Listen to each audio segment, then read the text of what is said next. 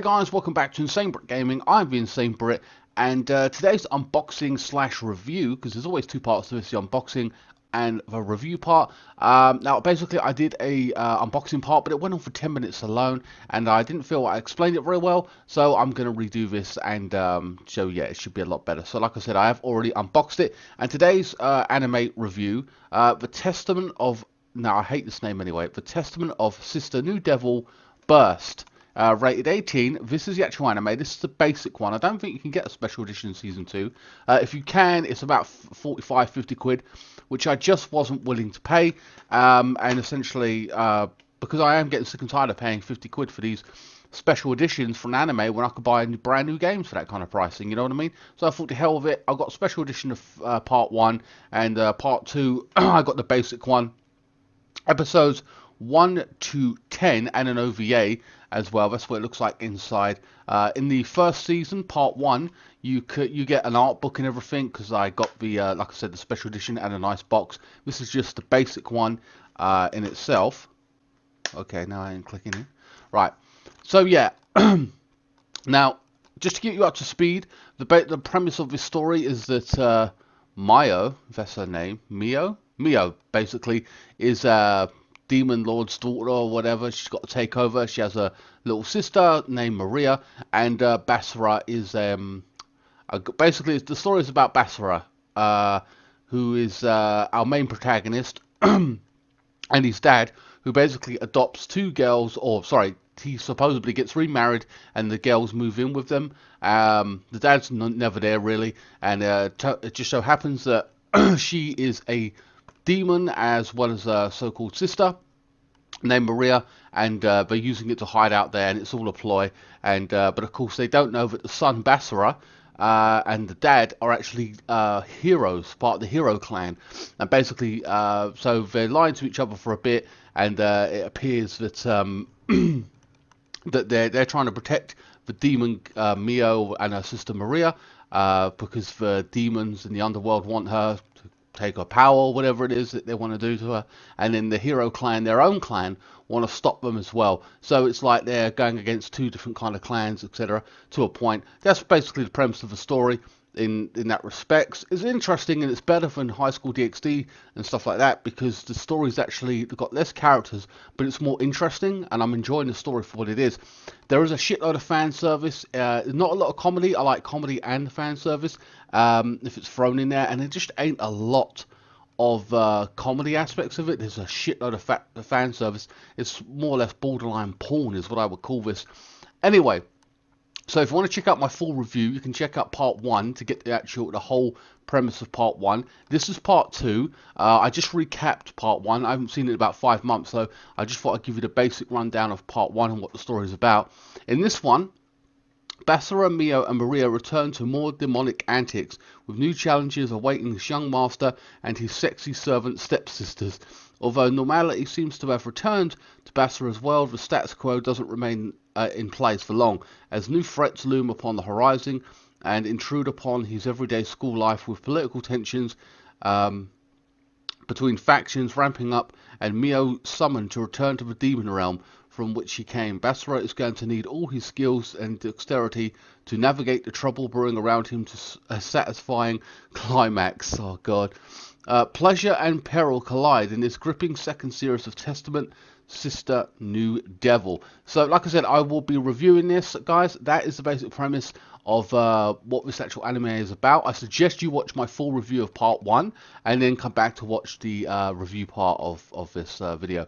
Alright guys, I'm going to go and watch this, and I will give you my full thoughts and opinions on this. So I'll catch you in a little bit. Alright guys, this is part 2 of the review, unboxing slash review, and I've got to say,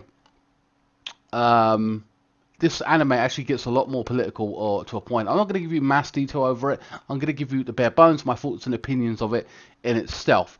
But yeah, because there's not a lot to say here. The story is pretty simplistic. I can't really remember a lot of the mass details in respect to the perverted parts, but trust me, there is perverted parts. And one particular stands out, like in my mind.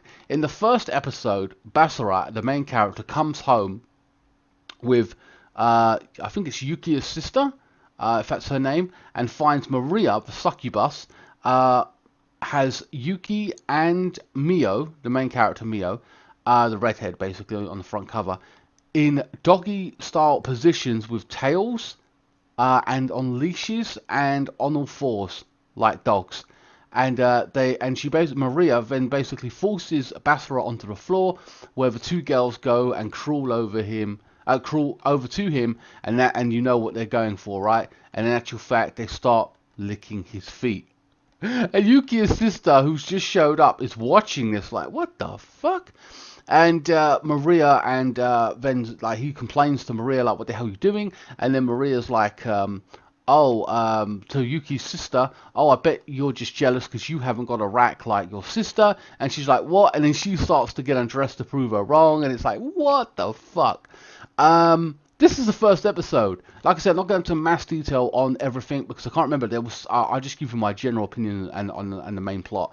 So basically, of course, Basra's living at this house with all these hot chicks, and Mio, the main character, gets called back to hell. There's a political situation going on where they're trying to take control of hell. I think it's the current demon lord, and it's the council. I believe it is. They're trying to take control of the situation.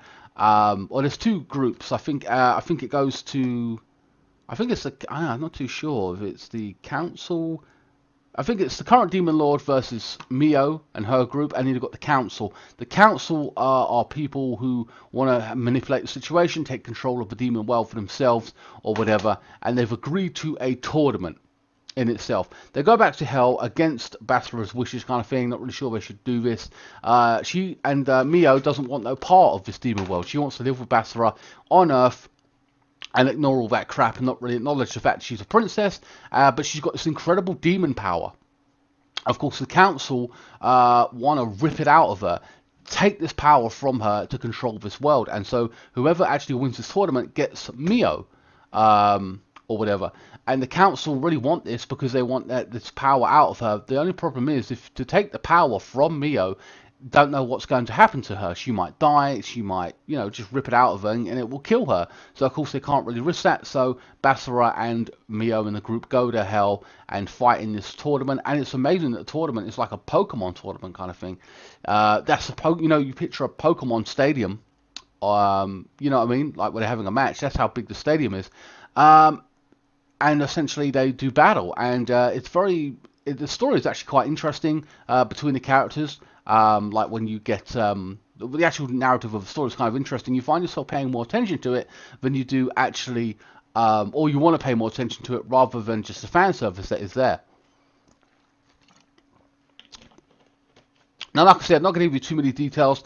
They basically have to fight in these battles, like in ultimate like kind of mech situations to a point. There's like, or mech shows up at least, like some 400-foot monster. Mio has to take it on and stuff like that, and they got only certain amount of matches, because if you lose one, it'd be like 2-1, 3-1, whatever, whichever side wins, you know what I mean, until they get the overall score, until the end kind of thing, you know what I mean.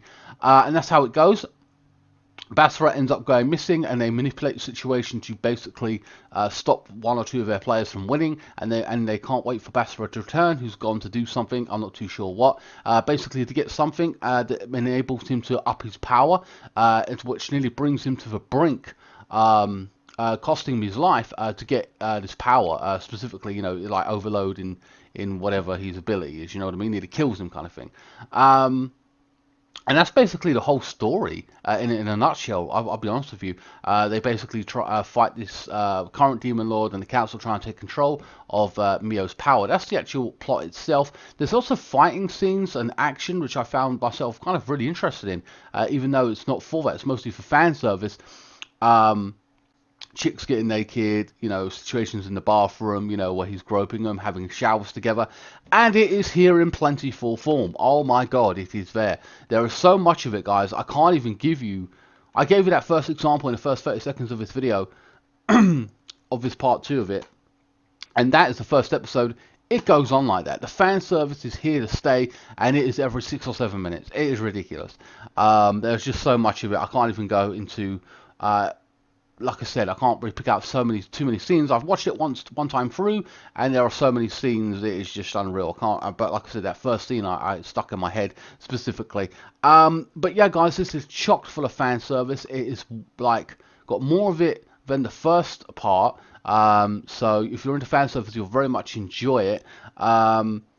It's got a better story than High School DxD, or I found myself more interested in the story than I did High School DxD. So they're kind of similar in many ways, but there's less people in the actual group in itself, so you get to focus more on the characters. Unlike High School DxD, which has got like 10 girls, this one has about 4 or 5, and he ends up making a pact with Celeste, sorry, which is a former bad guy, and ends up having her in his like harem, as it were, as well. But yeah, there are some good fight scenes in the actual story, and lots of fan service. It ends up being that the council called down a demonic demon called Chaos, and Chaos is like a supreme being who calls on other supreme beings to do his bidding, kind of thing, and they are willing to destroy hell just to get hold of this Mio's power, and basically they can rebuild. They're saying that's their whole point. They just rebuild it. They want this power. They essentially end up bringing down Chaos. Chaos is trying to gonna take Mio, Basara, who is the son of a former hero, and even the current demon lord. They're going to sacrifice him to basically appease him, because he's like a god or whatever, and to then help the council take control. So you take those people, kill them, and then the control to the council will be handed over, kind of thing, like he's done his job. Essentially, Basara and Mio and his enemy at the time, the current demon lord, have to team up and take on Chaos, etc., etc. In conclusion, it's an okay ending. There's lots of fight scenes and stuff. This plot's pretty good. I enjoyed that. I haven't given you a lot of detail here, but there is a lot of fan service. A lot of fan service. You will enjoy it, no doubt. It's even got more than the first season or first part, whatever. Definitely recommend watching it if you're into fan service. It's got a decent story, one of the best stories in respects to High School DxD, and I keep mentioning that because they're very similar. I haven't mentioned Prison School because Prison School's got a load of fan service, but it's a comedy, but it's got a brilliant story as well, an even better story. Like, that's just like key. I cannot emphasize that. That's why I haven't mentioned Prison School. But if you like anything like fan service and comedy, or just fan service in general, Prison School is another hardcore, like, brilliant one to watch, and I definitely recommend that. But yeah, it feels like this particular character, Basara, had a motive, and it wasn't just all tagged on. It felt like there actually was a concept here, and I actually enjoyed the story as much as I enjoyed the fan service, even to a point where the fan service felt like it got in the way a little bit. I was like, oh, go through this fan service bit. What's the next part of the story? But that was just me. But you know me, I mean, I collect these kind of animes all the time, but the story is actually pretty decent, and I very much enjoyed it. In conclusion, it's definitely worth picking up. Better than the part 1, I would say. It's more perverted. There is an OVA episode as well, which has more lewd things going on. Didn't find myself laughing an awful lot. It was just fan service, so like, it's not really a comedy aspect of it, but there is a shitload of fan service. You may find yourself laughing, I don't know, but it's still very good nonetheless. The jealousy goes on between Mio, Yukiya, and Maria's always trying to film them and stuff. It's fucking funny in that respect. But yeah, like I said, I've given you a rundown of the basic story. There's a shitload of fan service, and I definitely recommend picking this up if you're into fan service, and semi-decent story as well. Anyway, guys, that is the end of this review. I hope you enjoyed it. I know there wasn't a lot of detail there because there was so much fan service thrown in that there was so much to pick out from, or whatever. It's just a blur. It's just a blur of fan service that I can't. The one that I told you about was only the first fucking scene about him, 2 girls on leashes, like licking food off his feet or whatever. It was bizarre. There's so many shower scenes, and they're all trying to take a washing his back and all that kind of stuff. Perverted as hell. Anyway, guys, I will see you on the next review. I hope you guys enjoyed it. Don't forget to check out part 1 to get my full review on this. In conclusion, like, it's 20 episodes. It's one season, really, split up into 2 parts. I bought the special edition part 1. and then part 2, I haven't bought the special edition, but I'm fine with that. But it's still a good anime nonetheless. Definitely worth picking up if you're into fan service. High School DxD, High School of the Dead, or Prison School. You will absolutely love it. Anyway, guys, I'll leave this in the link in the description below, and I will see you next time. Thank you so much for watching.